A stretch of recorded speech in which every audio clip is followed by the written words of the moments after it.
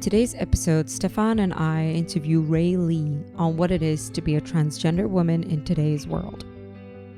We unpack topics like gender dysphoria, self versus societal acceptance, the coming out process, mental and medical transitioning, and all the stigmas associated with being transgender.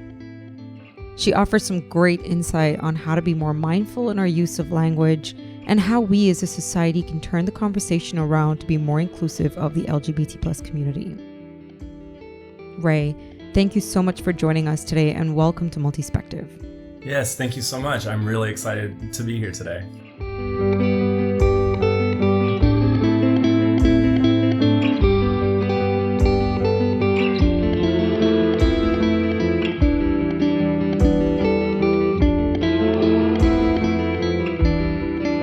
All right, Rae, thank you so much for being here with Multispective. We're so excited to have you here. We also have a very special dear friend of mine, Stefan, who's going to be co-hosting this episode with me. We're super excited for this series.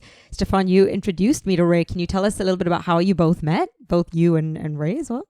Yeah, hello everybody. My name is Stefan, and first of all, welcome also from my side. When I was looking for a new guest for our podcast who would be willing to share their life stories with us, luckily this friend that we have in common connected us. So I actually can't wait to hear your story. Thank you. So, that's really cool. And Rae, so you're actually based here living in Shanghai, China. What's that been like for you? Yeah, Shanghai has been a pretty great city. You know, I've been here almost 6 years now. Moved here in 2017, and past couple months have been really good because, you know, borders are finally open. And so we finally got through that long stretch of 3 years of kind of fun at times, but then also a little challenging at times. So do you want to tell us a little bit about like your childhood? What was that like for you? Are you close to your family? Are you close to your siblings? Yeah, growing up, I would say I was pretty close with my family. I have a younger brother. I have some step siblings on both sides of the family. My parents got divorced when I was kind of young, like 5 or 6. You know, so that definitely kind of made things challenging for a little while, but, you know, you kind of learn how to adjust and adapt. And I would say for most of my childhood growing up, I was pretty close with my family. Wow. Whereabouts were you raised? I am originally from Kentucky in the U.S. You know, not even really from a city in Kentucky. I was originally from a really, really small town of about 3,000 people. We had like one high school that we all kind of packed into. So it was definitely that, you know, stereotypical small town Kentucky vibe that you kind of see, you know, in the media sometimes.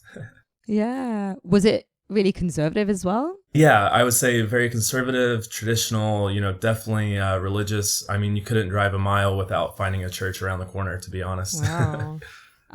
What was that like then for you being raised in a small town where everyone knows everyone, and at that point sort of like looking at yourself in the mirror, realizing that something is not quite aligned here? I'd say it was definitely challenging. I really tried to, for a long time, kind of dive into the religious aspects, you know, especially like when you're raised in it, it kind of feels like you don't have a choice at times. So there was part of me for a long time that really did try to embrace it. But it was really hard also, you know, like with what I had going on internally, but not really feeling like I was in a safe place where I could talk about it even, or ask questions, or really discover for myself more of who I am or what I wanted out of life in a lot of ways. Yeah. How old were you when you first kind of had this realization? Yeah, so I'm trans, and my pronouns are she, her. I know my voice still sounds very masculine. That's honestly one of the things that's probably the hardest for me, is especially doing a podcast, I think, because, you know, like anyone listening is going to hear, you know, quote unquote, like a man's voice, but I'm not. And so I hate my voice a lot, but it's really hard to kind of practice. It takes a lot of discipline, a lot of diligence, and it takes a long time to, more than anything else, it takes a long time to get the voice right.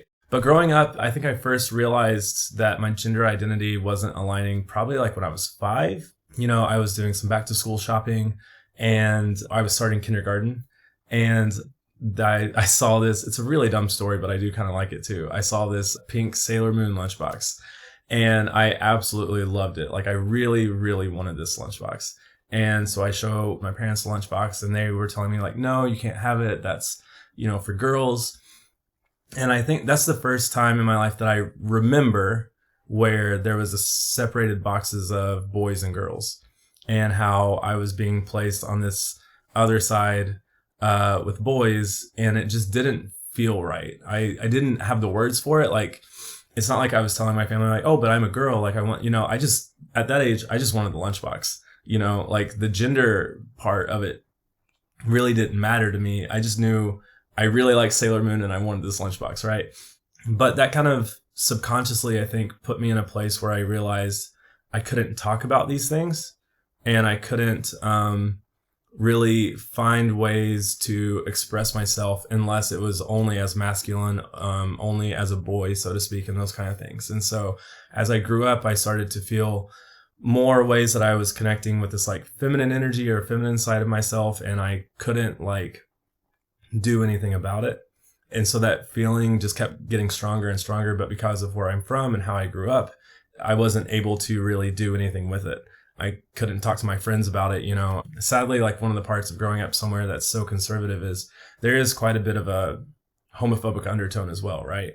And so if you were doing things or saying things that didn't align with, straight cisgender heteronormative culture, you were looked at as different and, bullied or just looked down on in a lot of negative ways, whether it was from, people at school or even potentially family. Like, I just knew I didn't feel safe about it. How did you deal with that at the time? I dealt with it by absolutely overcompensating. I didn't want anyone to realize that there was anything that was different about me. So if I had to be a boy, so to speak, then I was going to be as masculine, as manly as possible in a lot of ways.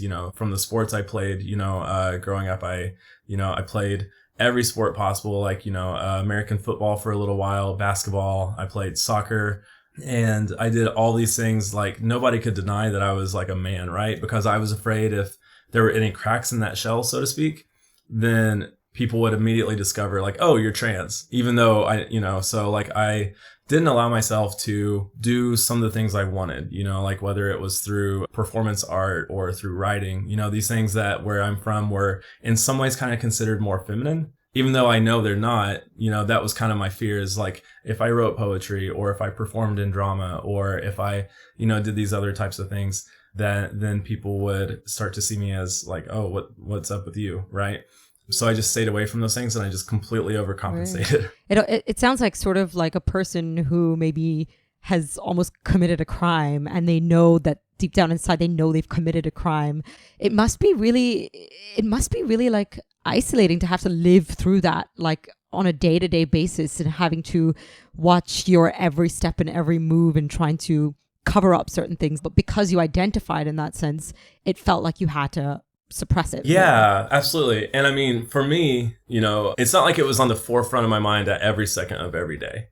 It was something that I could kind of try to fool myself into thinking I could lock away or suppress or something, right? So, but there were definitely times where, I would discover something I would want to do and realize I couldn't, or, whether it be like the clothes I want to wear or the friends I want to have or the experiences I want to have, and realizing I couldn't, do those things for fear of, like being outed in a sense. So it's exactly like you said, like whenever those moments did happen, it was really strong. And it was like, walking on eggshells, right? Watching every move, making sure, everything I'm doing is in line with the expectation. Right.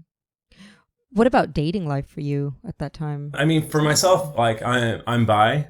And so that was another way I think, really sadly, like I kind of overcompensated like my masculinity in some ways, is I was definitely like a serial dater in a lot of ways, because, there's that locker room validation in a sense, right? Where it's like, nobody can deny that I'm a man or something if I'm, hooking up with girls, or if I'm, like dating really hot girls, that kind of thing. Right. And so it was another way that like I just kind of found myself overcompensating all the time by trying to be like this like bro-y, gross kind of dude that it's like I knew was wrong, but I also knew I needed to fit in and not be found out for who I am. And so it's a past that I'm honestly really not proud of. And it, is honestly really gross in a lot of ways, but it was just kind of like what I found myself kind of, overcompensating into as a way of validation for myself too. Interesting. Would you say that being transgender is innate? There was no specific influence. Would you say that's true? No, absolutely. That's definitely true. There was no influence on my life. There was nothing, nobody ever came up to me and said, oh, you could be a boy or a girl if you want. It was just, I just knew I was, even before I had the words or the vocabulary for it, like I was born in the early 90s, right? And so back then, growing up, kind of growing up with the internet, but there really wasn't any resources for these types of things on the internet, right? So there was no way for anyone to tell me like, oh, you're trans, right? It was just kind of something I knew within myself. And the hard part was trying to suppress it and, ultimately like completely reject it and deny who I was. And I tried for a really long time to do that. But those feelings were always there. And it was never from an environmental outside, force or whatever. It was just, I knew I was. I'm curious, after the Sailor Moon lunchbox situation, how did you develop until the point that you decided, hey, I need to tell everybody that I'm actually not a boy, I'm actually not a man? How did this development go for you? I spent a lot of years in denial, especially because I grew up religious as well. I tried really hard, especially in college, to kind of dive into religion and be as much of a Christian as I could possibly be. Like I was working in a church for a while even, and had a lot of really strong Christian connections. And so it mostly affected, I would say, my mental health by denying it and rejecting it for so long. And eventually it got to a point when I was in my late 20s where I realized I couldn't deny it anymore. I thought I could just like lock it in a box, and then eventually one day these thoughts or feelings would kind of just go away. And then they just never did. It got to a point where I was really close to attempting suicide.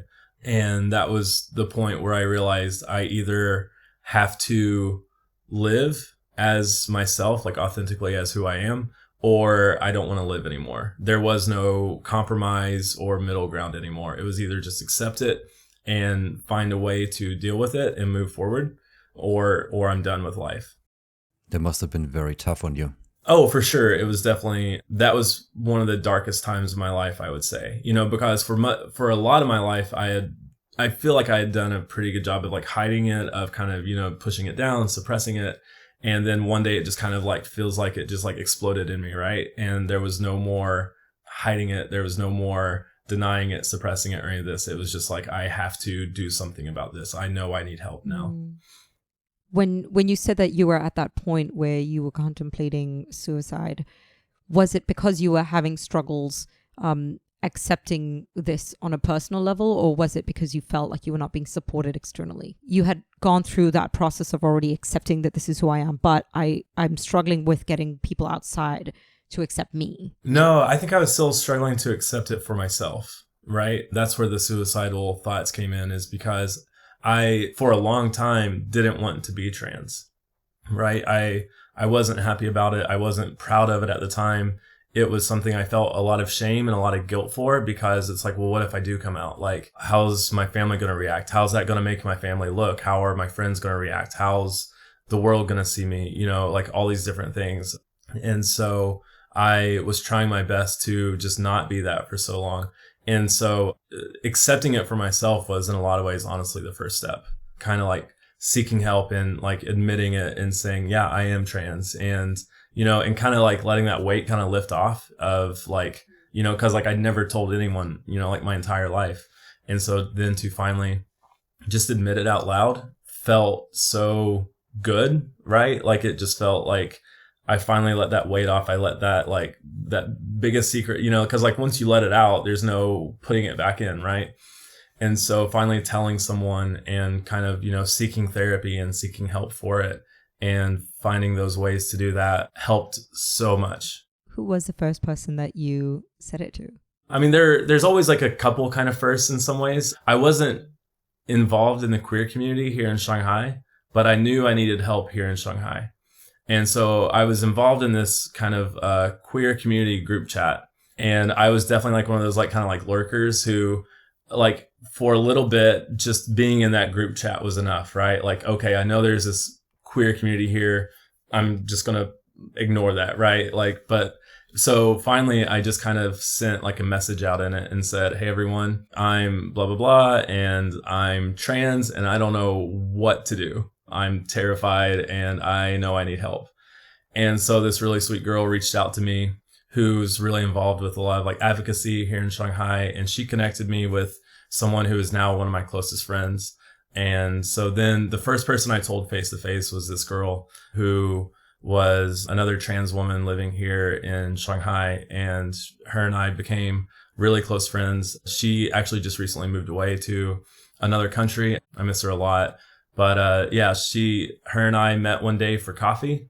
And I just kind of told her my story a little bit and let it all out. And then she was really, really supportive and understanding, because at the time there was nothing, quote unquote, like feminine about me, right? It's just this like guy telling her like, blah, So finally like letting that out to somebody helped immensely. Absolutely. And up until that point, you hadn't told friends, family back home because you were, wow.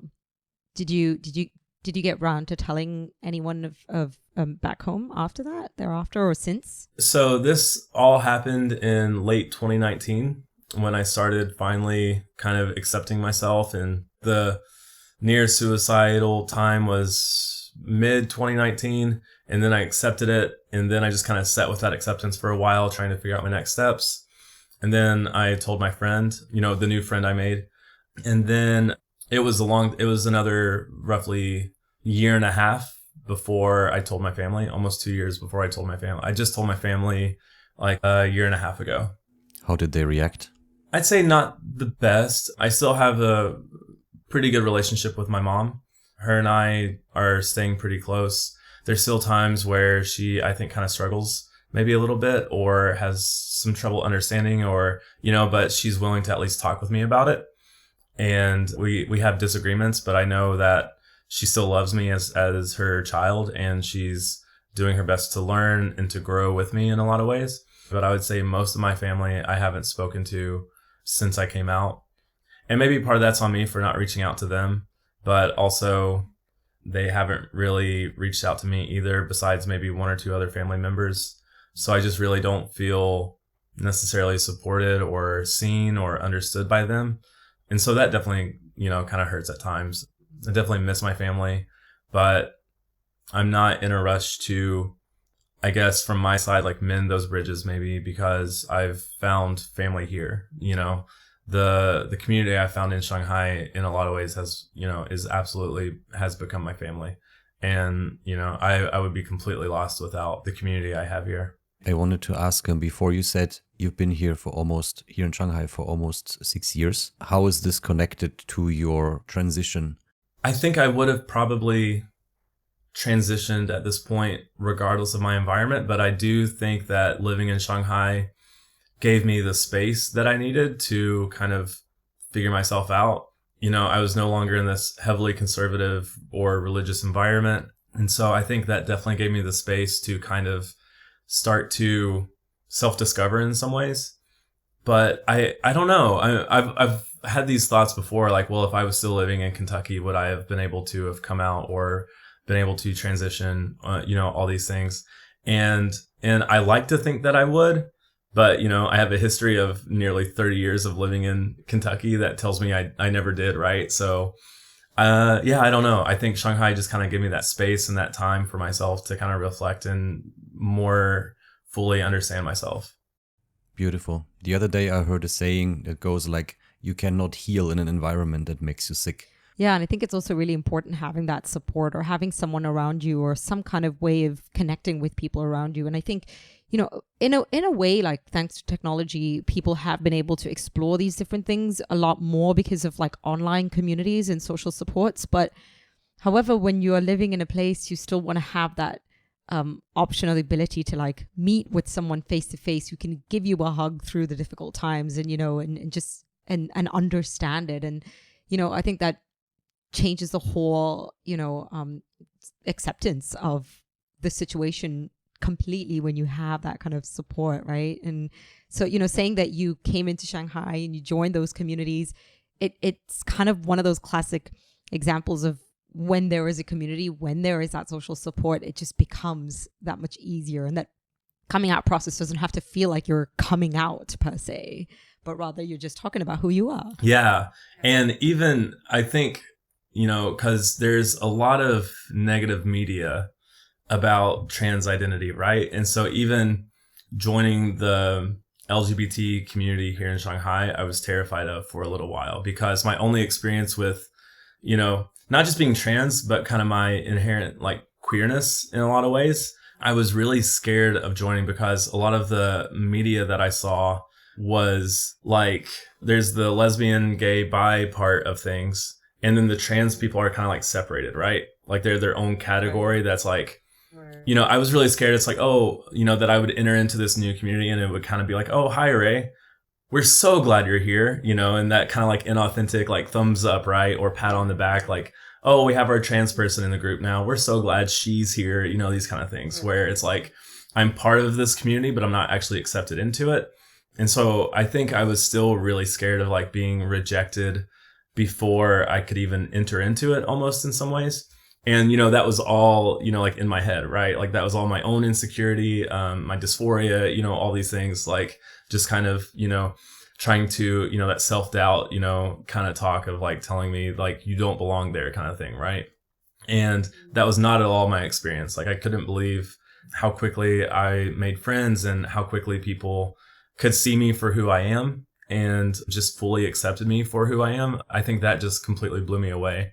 And I realized just how much love and acceptance there is within queer community. And, I haven't experienced it anywhere else in the world. My only experience with, making queer friends, this kind of thing is here in Shanghai, but it's honestly beautiful. And I love my friends so much. Yeah. Like I absolutely would not be who I am now, even over the short 3 years that I've, kind of been transitioning without the love and support of everybody here. Yeah, that's Beautiful. amazing. That's really nice to hear. You just mentioned one key word that we also discussed during the preparation, dysphoria. Would you please explain what that means for the people who don't know the meaning? Yeah, absolutely. So gender dysphoria is just kind of whenever you feel this misalignment of your mind and your body, right? And sometimes it can kind of fall into dysmorphia as well, where, because there's a difference between dysphoria and dysmorphia. Dysmorphia is whenever you look in the mirror and what you see is different than what's actually being shown, right? Like dysmorphia is a lot of times something that people who deal with, maybe people who are in fitness or deal with anorexia or bulimia, right? They might look in the mirror and see like a really large person, even though they're super skinny. But for dysphoria, it's, that there's this misalignment within yourself of like being born within the wrong gender, right? I look in the mirror and, before like I would see a man and there's a man looking back at me, but I know I'm not a man, right?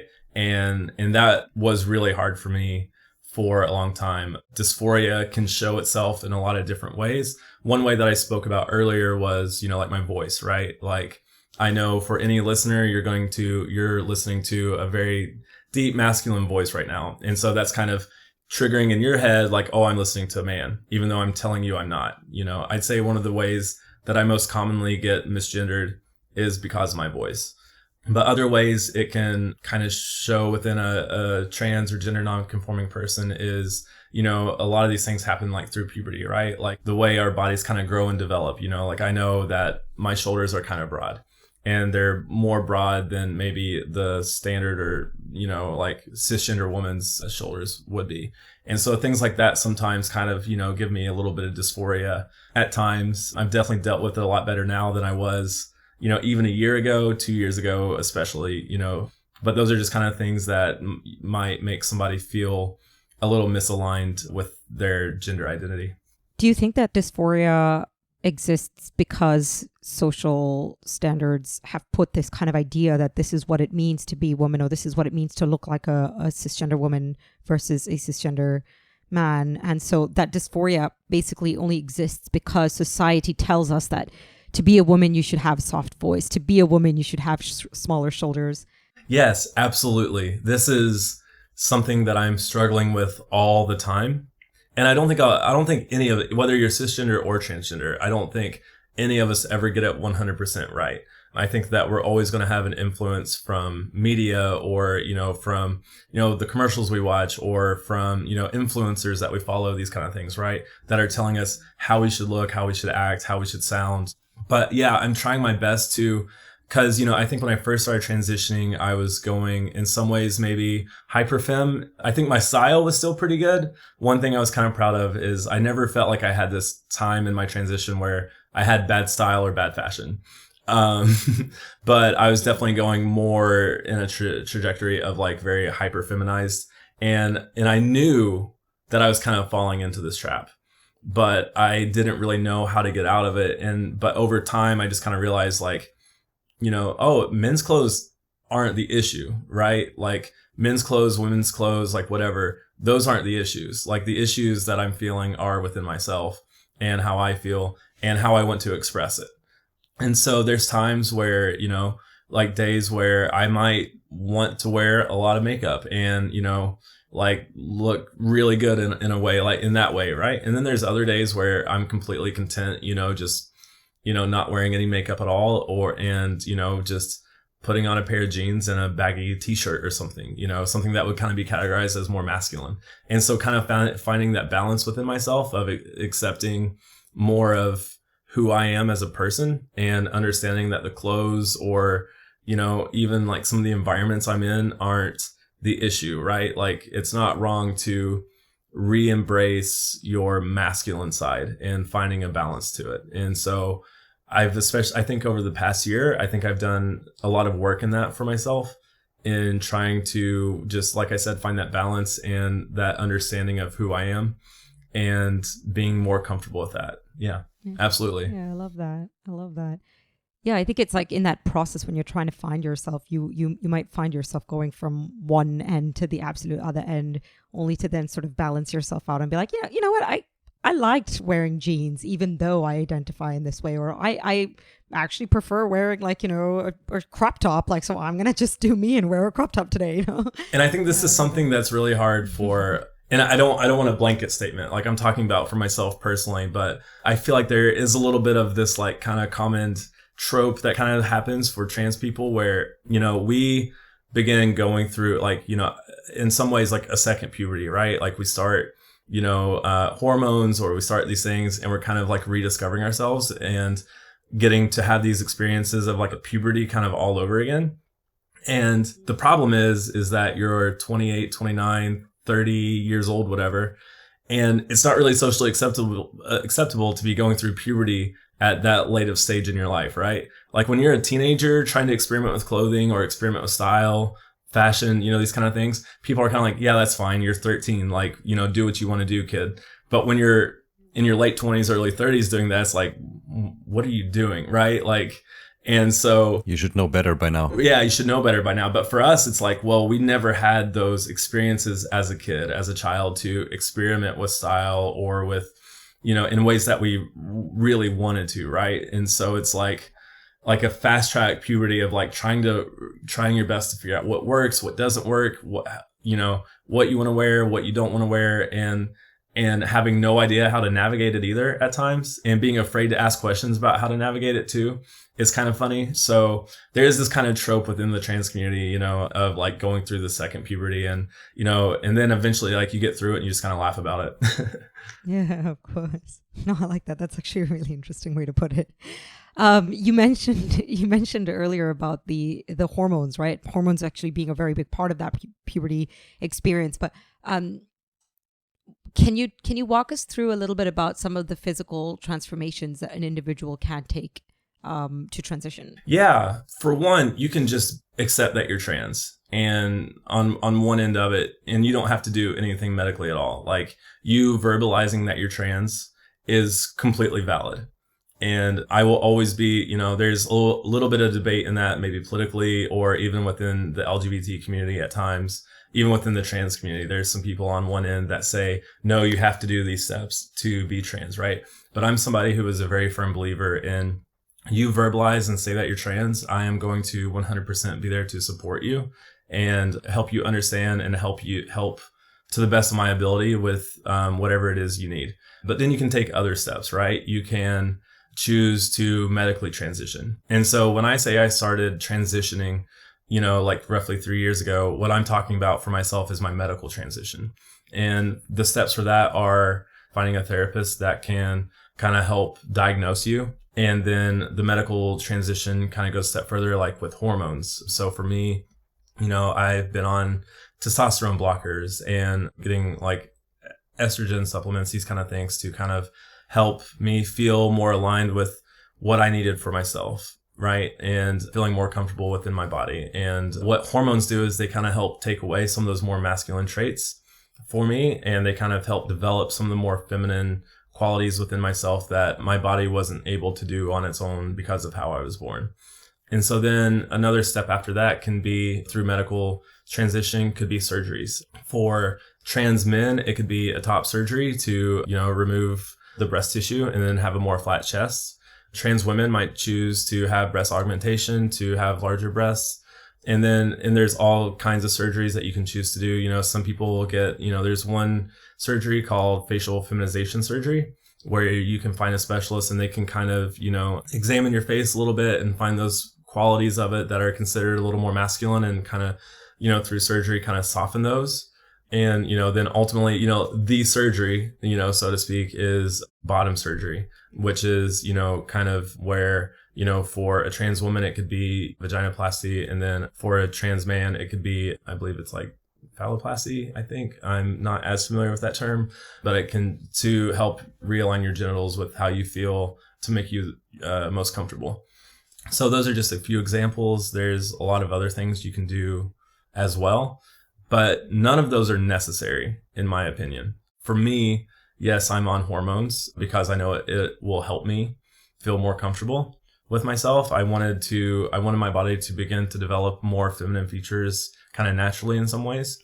But surgeries, I personally don't really talk about just because there's so much stigma around surgery, right? Where, one of the questions I've gotten asked so many times is like, what's in my pants, basically. And nobody ever cared about my genitals until I came out as trans. The amount of questions I've got asked about my genitals after coming out is insane. Like people don't commonly talk about what's in their pants, and except whenever they are encountered with a trans person. And then it's immediately, that's the first thing they think of is like, well, what do you have in your pants? And it's like, why does it matter? Like, why do we put so much attention around that subject for like geared toward trans people? And so anytime I'm asked that question, I just kind of try to politely say, I don't really feel comfortable talking about that. I don't know why you want to know about my genitals. That's, doesn't really make me very comfortable. No, I think that's a really good point that you raised there as well, because, it's something that I do believe is important to know. I think, that curiosity is going to be there because there's maybe a little bit of a lack of understanding on the issue. But, it also really depends on how the question is worded. I think, if it's targeted at you on a personal level, then, is it necessary? As opposed to, hey, like, what are the steps that someone can take on a more generic kind of perspective to simply understand the situation can change the entire conversation and actually make it more inclusive and more, I'm genuinely curious to understand and know a little bit better about it, right? Absolutely. Right?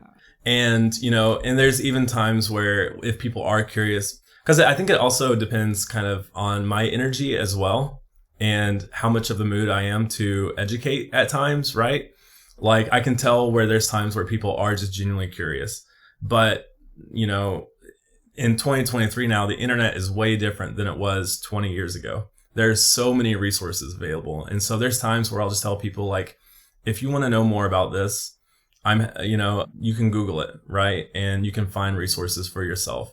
And then there's other times where I might have a little more energy or I might feel like a little more responsible to advocate in some ways or help educate. And I might have a little more in-depth conversation about it with someone. I'm not always in the mood to talk about trans identity. As much as I want to advocate and help educate and help people understand, there's times where it's like, I just want to be with my friends. I just, I'm tired. Are there any other kinds of questions or topics about this that can be kind of uncomfortable to have? And this is speaking on your behalf or even others in the community. I think anything along the lines of the medical transition can kind of be uncomfortable to talk about. I think a good rule of thumb for me is let me open up about it, wait until I feel comfortable to start talking about it. If you do have questions, maybe write them down and then try to go back and research it on your own later. Or if you have questions, maybe, you know, if we're connected on WeChat or whatever, you know, maybe text me and say, hey, I'd love to grab coffee sometime, you know, something like that, where I'm not feeling like I'm like kind of caught off guard or put on the spot with something, but it's a more so understanding of like, okay, at this time on this day, we're going to talk about this. Because there's a lot of friends I have who are cisgender who I will, you know, open up to on my own, that I feel comfortable with and safe with, and need, you know, there's times where I feel, you know, really strong dysphoria, or I have some life decisions that I need to make for myself. And, you know, we're not meant to do these things in isolation on our own, right? And so people that I feel safe with, I'll open up to about it and say, hey, I really need to talk about this right now. But that's kind of more so on my terms, rather than somebody just kind of blindsiding me and saying, hey, how long have you been on hormones? Or how long have you been out as trans? Or, you know, these kind of questions where it's like, why do you like, I get that there's not a high percentage of trans people in the world, but it's like, why do you need to know this right now? Like, how is this helping you understand? And so, yeah, just kind of, you know, if you have a trans friend or you have a friend that's gender nonconforming, just wait for them to open up to you. If, you know, if that ever happens, you know, and if it doesn't, don't feel like you have the privilege just because you are their friend to ask these questions, because it can be really uncomfortable at times, especially whenever it's the only thing I'm talking about, you know, like with new people I meet like all the time. It's, you know, it gets really exhausting really fast. I think it all comes down to acceptance. Just accept the other person for who they are without questioning their identity or their transitioning, if they are, or whatever. Just accept the people for who they are, period. Yeah. And I guess something else maybe, and this is absolutely 100% for me personally. There's times where I kind of get tired of being asked my pronouns, because when I'm out, there's nothing about me that is giving off a masculine vibe, right? Like, I'm usually dressed in a very feminine way. The energy, I guess you could say, like I'm giving off is very feminine. So then when I get asked like, oh, what are your pronouns? And I understand that where we are in a culture now, how it's a polite question to ask. And I understand where it's coming from. It's from a perspective of trying to show acceptance and trying to show understanding. But it's also kind of difficult because I'm putting in all this effort, right, to try to visibly show you what my pronouns are, right? And so then to be asked, it's just like, do you not see what my pronoun, you know? And that's not for everybody, you know. For some people, it's completely valid, you know. Like, I don't want to say don't ask what someone's pronouns are, you know. I think that's more so just an internal struggle for myself of kind of dealing with that at times, where it's like, did I not do enough to show you what my pronouns are? Like, so I guess maybe for any listeners, like if you have friends who are trans, if you see that effort's being put in, if you see that they're visibly showing you their pronouns, sometimes, I don't know, this is a little controversial, I guess, but sometimes it's okay to assume. But I don't want to say that 100% because I can see how that can get complicated really fast. But just for myself, if you ever see me around, just, you know what my pronouns are. Like, you don't have to ask. Yeah. It's funny because, you know, we have gotten to that point, I think, where there's a lot of debate about this. And, you know, when we talk about gender pronouns, I mean, there's like over 50, I think, gender pronouns that there are. So people try to be accommodating by asking, you know, before assuming. But yeah, I can imagine it being, you know, in a situation where you clearly identify with one and you're showing it, expressing it in as many ways as possible as well. And still a person is trying not to assume. It's almost like they're trying so much to not sound heterosexist, but in a way they almost are being it without realizing it. Exactly. And so for me, that's kind of difficult at times. It's a little frustrating. Yeah, for sure. Because at the end of the day, I think I just don't want to be seen as different sometimes, right? Like, I think we all want to, in some way, kind of fit in or feel like we belong. And so then when I'm kind of put on the spot and asked what my pronouns are, it's just kind of like I'm immediately like almost alienated or isolated from the rest of the group in a way. And I think that kind of, it brings back my dysphoria or my insecurity of just feeling like I don't really belong, like maybe imposter syndrome or whatever. It's like, oh, well, I don't actually belong in this environment or around these people. Like they clocked me or they figured me out. And it just kind of makes me kind of fall a little more into myself. Yeah. Sometimes it's frustrating. So I'm actually curious, like, I know that you were raised in a small town in Kentucky, so I can understand why maybe being in that city would be very hard for you to sort of like come out of everything. But I'm curious, like, why you didn't want to maybe go to another bigger city in the US and actually chose to go through this process more outward in Asia. There really was no roadmap for me here in Shanghai when I started transitioning. Even though I came out to my friend who is trans, she had started transitioning before she moved here.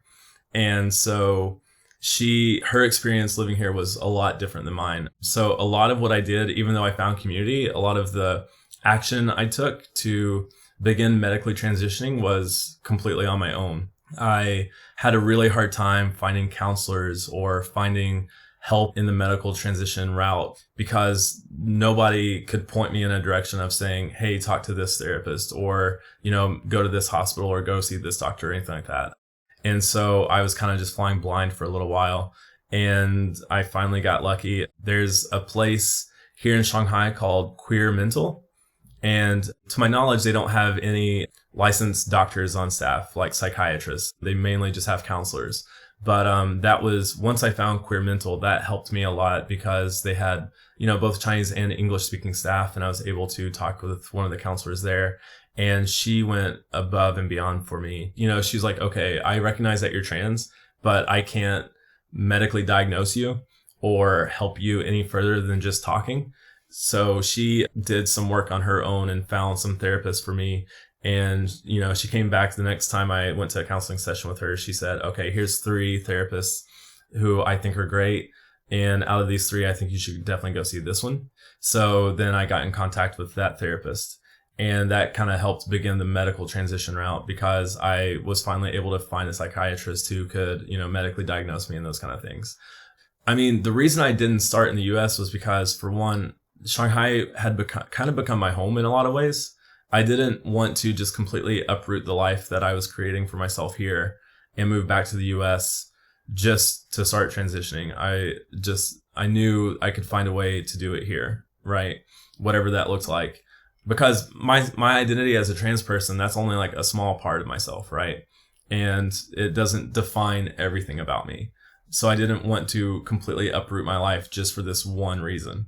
Even though at the time it was a really big reason, it wasn't enough to move me back. And then to go back to the US, I honestly really didn't feel, I guess, safe in some ways going back to the US. There's a lot of anti-LGBT, especially anti-trans legislation that's been pushed over the past few years, especially since 2016, since the Trump era. There's been a lot of pushback from the GOP, from the Conservative Party, to really deny trans rights in a lot of ways. The political climate around trans identity has gotten like dialed to 11, and so being from the South, I really didn't feel safe going back to my home in Kentucky and exploring this. Also, just, I think one of the privileges I have living in Shanghai has been my money goes a lot further here. I recognize my own privilege to be able to afford a lot more here than I would be able to back in the US. Because to me, the US is a mess in a lot of ways. Health insurance, medical treatment, all these things are rent, owning a car, all these things are extremely expensive. And here I can live a lot more on my own terms in some ways.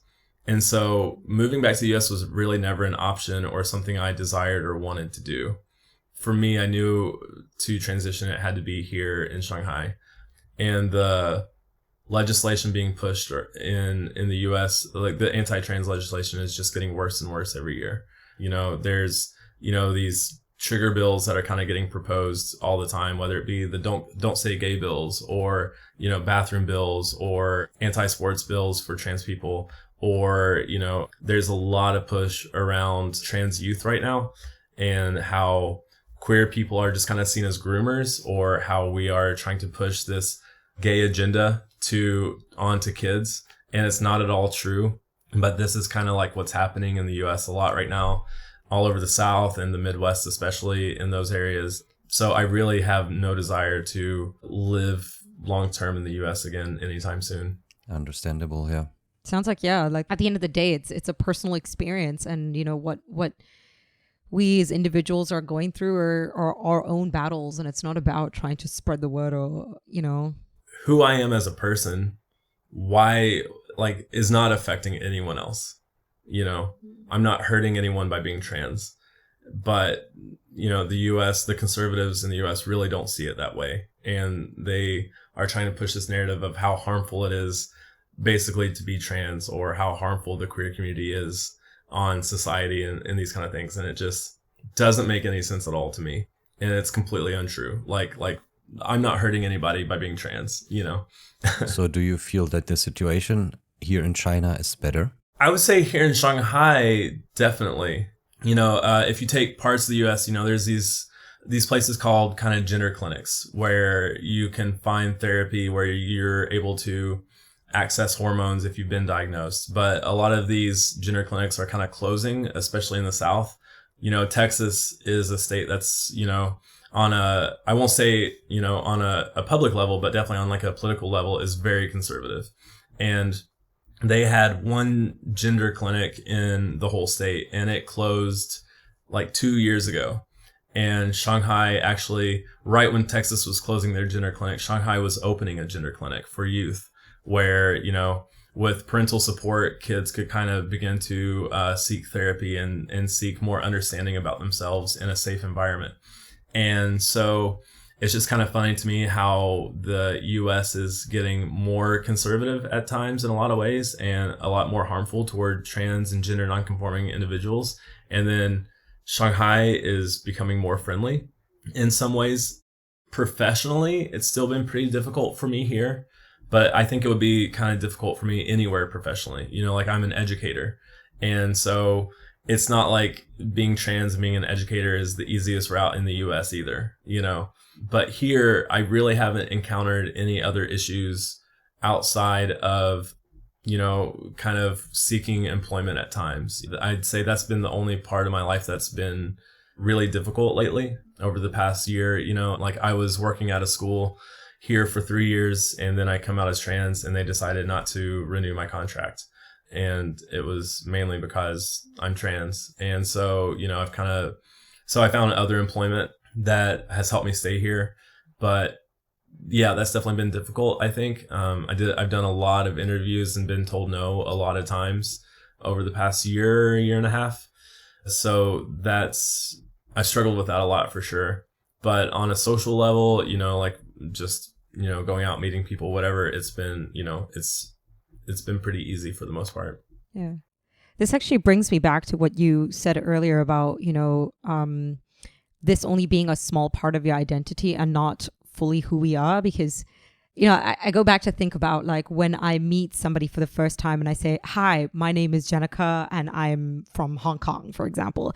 It's like these are the two big parts of what form me to be who I am. If I was to just say hi to someone, the first question they'd ask is, what's your name and where are you from? And I feel like that is such a massive part of my identity because I am an expat living here. And because I'm an expat, that's why I have to explain to people where I actually am from, or that becomes such an important part of how I identify myself.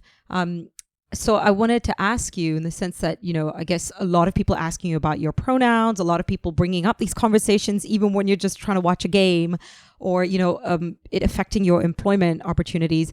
Do you feel like in a sense, sometimes you want that to just be a small part of your identity, but then it's always brought back to the forefront of who you are, that when you're introducing yourself, you almost feel like an obligation to let people know that, I identify as this. And yeah, absolutely. I'm never the one to say like, hi, my name's Rae, I'm trans, right? Like, I think because of my voice, people, kind of immediately know or have assumptions about my gender identity, and that'll kind of spark them to ask questions at times, which, is kind of frustrating, but it's like you said, it's a very small part of who I am.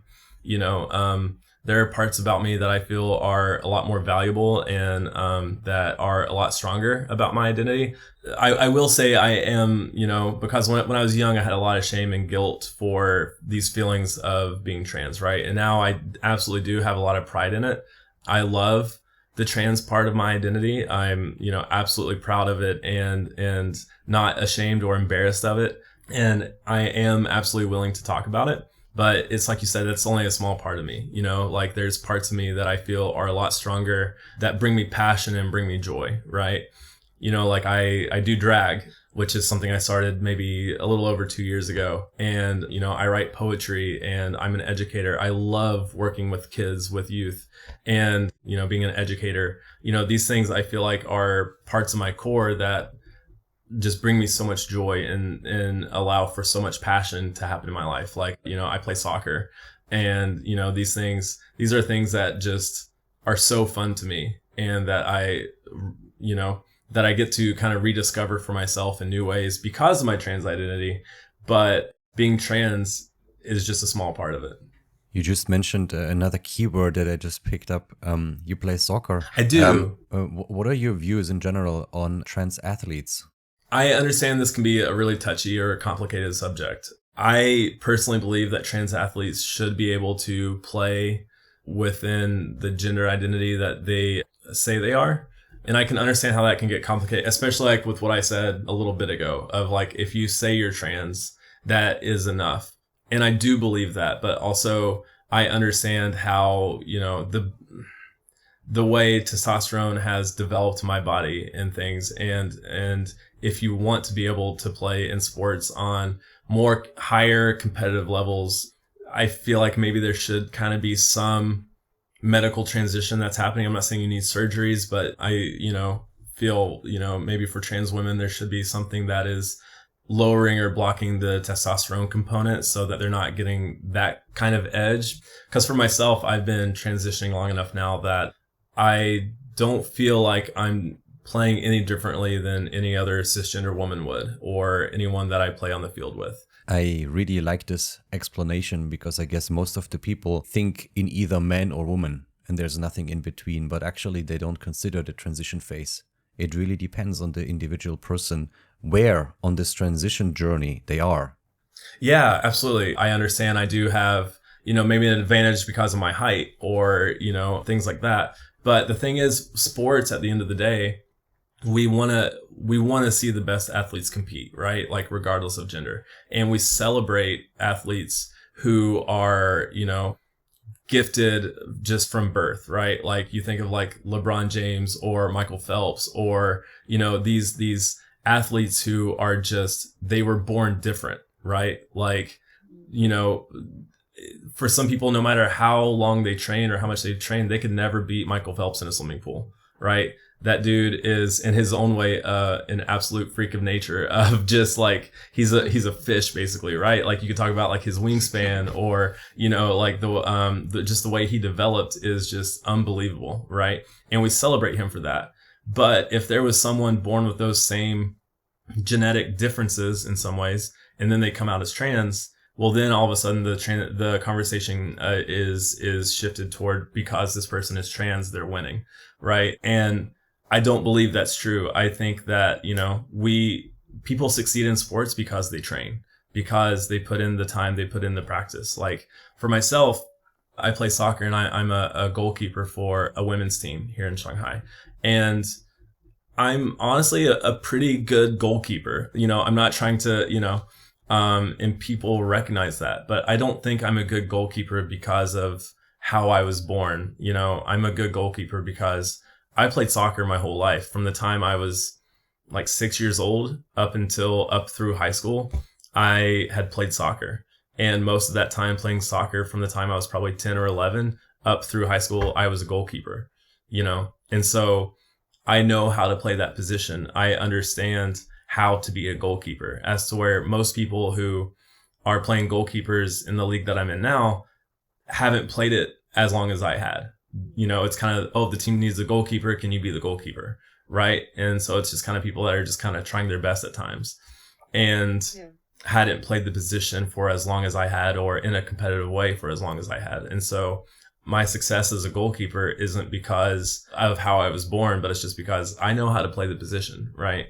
And it doesn't mean that I'm stopping every single ball, like I've gotten completely destroyed in some matches and just completely embarrassed at times, right? And so these things about gender and how it affects sports, there's been a lot of stigma placed around it, but a lot of it is just a lot of hyperbole and is very much exaggerated to an effect of it's not, the differences we have because of gender identity are not as severe as people think they are. So trans women, trans men playing in sports, I really personally don't have an issue with it. And obviously I have bias because I am a trans woman.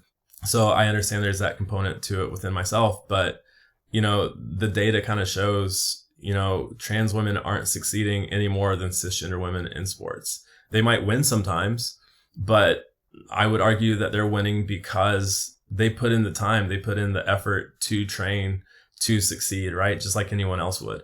Something I think that was really hard for me whenever a trans athlete is able to play in a sport, especially on higher levels, it's almost like there's this part within yourself that's like really happy that they're playing, but then you almost don't want them to win or succeed. Like you only want them to be there. And I, in the first time I kind of connected that within myself, I was like, that is so messed up. That is so wrong, right? Like if they're in the sport, I want them to succeed. Like I want them to be able to play to the best of their ability. And if they do win, I want to be able to celebrate that. And I think I was afraid because if a trans athlete does succeed, then the conversation is going to then center around, yeah, well, she won because she's trans, right? And it's like, no, she's winning because she is good at what she does, just like for any of us, right? So yeah, I know I'm kind of word vomiting a little bit probably, but I do have a lot of passion for trans athletes and allowing them to be able to play in sports. And, the kind of conversation kind of differs depending on the competitive level. If we're talking about trans youth, to me, I'm just like, let kids play.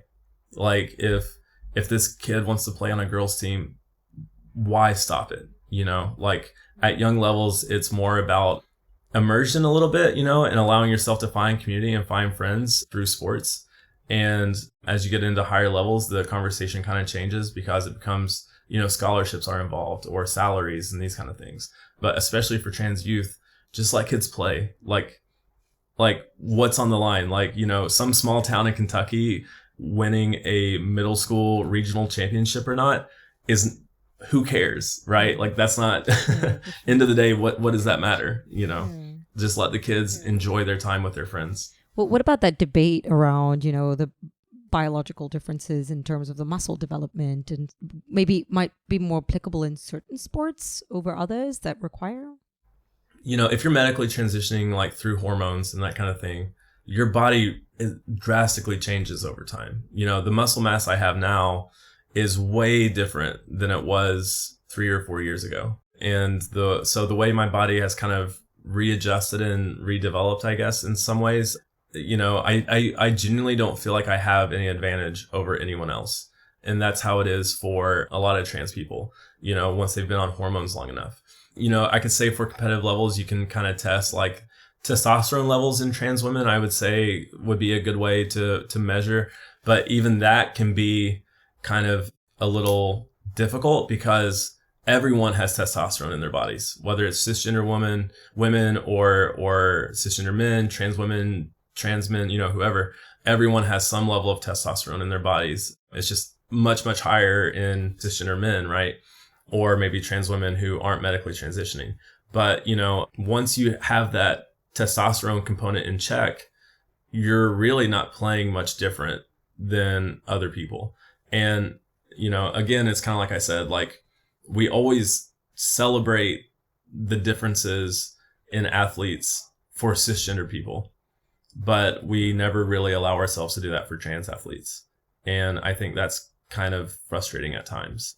It kind of makes me a little sad. It's like I said, like with these amazing athletes who are born with these differences that just develop naturally a lot stronger, or with height advantages, because like if we want to begin to gatekeep more strictly trans athletes, then where can that end necessarily? Like, are we going to put height restrictions on basketball? Are we going to put, like, well, you're 6'11", you can't play because the average height of a basketball player is, 6'3" or something, right? Like, and so because you're too tall, you're no longer allowed to play. Like, that's never been a debate. But then when it comes to trans athletes playing in sports, or it's like, oh, well, your shoulders are a little too broad. Actually, you can't play because you're going to have an advantage because you have more width on the court or on the field or something, or, too tall, too fast. It's like, where do we end that debate? Because we've always celebrated these differences with cisgender athletes, but we're not allowed to celebrate differences for trans athletes. These kind of limitations would also somehow defeat the purpose of a game, right? Of a competition. Yeah, exactly. Yeah, that's true. Because, that's exactly what they're looking for. They're looking for everyone with different unique abilities and qualities so that they can be more competitive against, the other team. So why put a stop to that, right? Yeah. Exactly.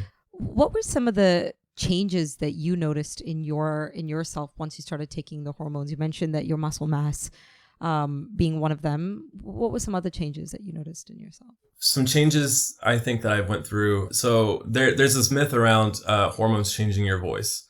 For trans women, hormones don't change your voice. My voice will always be deep like this unless I go through disciplined training to kind of readjust it. For trans men, it's different. Like testosterone will over time deepen your voice. So for trans men, they'll discover that their voice is getting deeper over days and months and years, that kind of thing. Changes I noticed for myself as a trans woman is my body hair started to grow a little more thinner.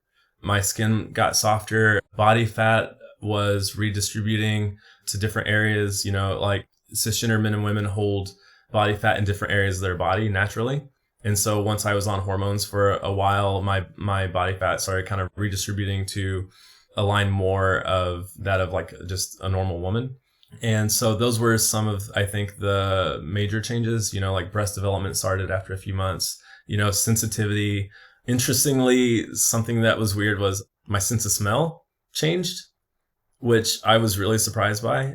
There, and this doesn't happen for everyone, but, like when I started to, there were certain smells that would make me a little nauseous at times or something that had never happened before. And I was like, why is this? So, I would look it up, like go on Reddit forums or, just Google or whatever. And it turns out that's kind of a thing that happens through hormones. I would say it allowed me to kind of feel my emotions more physically, I think. And I'm trying my best not to sound sexist right now or something, like I'm not saying like I'm an emotional person or anything like that. Like, before I started hormones, I would feel these emotions, but it was just so much internal and I wasn't really ever able to like release them. I could feel very strongly, whether it be sadness, joy, anger, frustration, confusion, whatever, but it was just always inside and I was never able to access it physically. And then after kind of transitioning medically for a while, I began to kind of release those emotions, whether it be through, feeling joy more, in a stronger way of just like being able to laugh more or cry more when I feel sad, or even my anxiety kind of changed a little bit. I feel anxiety a lot stronger now. So there's just kind of some of the changes that I kind of felt that I've kind of discovered, and some of them are great changes and some of them are really frustrating. It's kind of like I said about the second puberty, like you're kind of completely relearning how to deal with your body all over again. And you don't really have the tools equipped to necessarily know how to deal with it at times. And you don't always know what's coming and you don't know how to deal with it until it happens. And then you have to learn how to deal with it kind of as it goes. Yeah, I think I'm still kind of figuring out like what some of the changes are at times even. But that's exactly what's interesting about life, right? Always a little new challenge, something new to learn. So, Rae, to wrap up this interview today, I just wanted to ask one last question to you. What kind of like advice would you give to listeners that, maybe reconsidering or going through something like what you are experiencing right now, experiencing some kind of like, gender dysphoria, or maybe feeling like, okay, I want to actually explore that side of my gender identity? Yeah, I would say definitely don't rush it, regardless of where you are in life. Like, I think that the main priority for anyone is their own safety, right? And knowing that they're in a safe environment where they can explore. And if you're not in an environment where you're able to explore this safely, it's completely okay to, for your own safety, for your own health to, in a sense, like stay in the closet. You're still valued, you are still loved, you are still accepted, even if you're not able to verbally say it or come out. Just continue to stay patient. There's no rush. But for people who are in a place where they feel like they want to explore it, where they feel like their safety is not a concern, I say go for it. Because there was part of me that felt like, okay, well, because I never got to explore it, right? And so there was part of me that felt, okay, maybe I will come out as trans or begin transitioning and then realize I'm not trans. But at least I got to finally try to figure out this side of myself, and so I think it's completely okay to experiment with your gender identity. And if at the end of the day you realize you're not trans or you're not non-binary, whatever, that's completely okay too. But if, definitely do it in safe environments. Like I am a huge advocate, huge supporter of therapy. Whether you're trans or not, whether you're going through gender identity crisis or not, I think everyone needs therapy, no matter how good or how bad you may be feeling. Please get into therapy, find a therapist. So I would say start with finding a therapist and then also just finding community. There's a lot of spaces, even here in Shanghai, that are very supportive of, queerness as a whole, and so I've said the word queer a lot. And what I mean by that is just LGBTQ plus, So whether you feel like it's a gender identity issue or a sexual orientation issue, get involved in community. Find people that you can talk about it with, whether it's in therapy or outside of therapy, people that you feel like you trust and that you feel safe around to explore it. And then it's okay to experiment, whether it's on your own at home in private, or you find a safe group that you can begin to explore with and feel comfortable around. But I would say, don't waste your time. If your safety is not a question, then just, I think one of the things for me that I regret most is how long it took me to come out in some ways. And part of it's because of, how I grew up through puberty and these kind of things, but also just all that weight, all that pressure, all that stress I put on telling my family, and how scared, how ashamed, these, negative emotions. And then I came out and that weight was lifted off. And then on the other side of it, it's just like, why was I so scared of this for so long? Why did I let this be what kept me in the closet or kept me from pursuing who I am for so much of my life? And so then I got a little angry at myself for it, right? And so all that pressure I put on it was just completely for naught, And on the other side of it, whatever I'm dealing with my family on this side of it has been completely worth it. And I've loved every minute of it. There's definitely been struggle. There's definitely been, trouble. Coming out as trans didn't fix all my problems. If anything, it escalated some of my problems. Yeah. But getting to deal with my problems and with my issues on my own terms as myself, I have absolutely loved that I am able to do that now. But I do understand that I have privilege, that I financially have had the ability to, seek help and be able to transition. And we not all of us have that privilege or that opportunity. And that's kind of, again, why I say, even if you just verbally say you're trans, that's enough. Because maybe it's not your safety, but maybe you're in a financial situation where you're not able to. That's okay. Just, take your time, do what you can on your own. And most importantly, find community, find people who understand and accept you. Yeah, that's some great insight right there. Thank you. And you're so right about the anticipation. I feel like the anticipation is what stops people from doing things. But at the end of the day, even if the worst case scenario comes true, I think that release of being able to actually say, I've done it. I've done the hardest part, which is say it, nothing else can really be as liberating or cathartic as that. Feels so good. It really does. The way I came out to, first family member I came out to was my mom. And I wrote her a letter and I sent the PDF of that letter on WeChat. And I remember as soon as I hit send, I just immediately started bawling my eyes out and crying and shaking, right? but I was terrified, but I was also at the same moment felt a lot of joy. Like I finally did it. Like regardless of what happens on the other side of this, I finally did it, you know.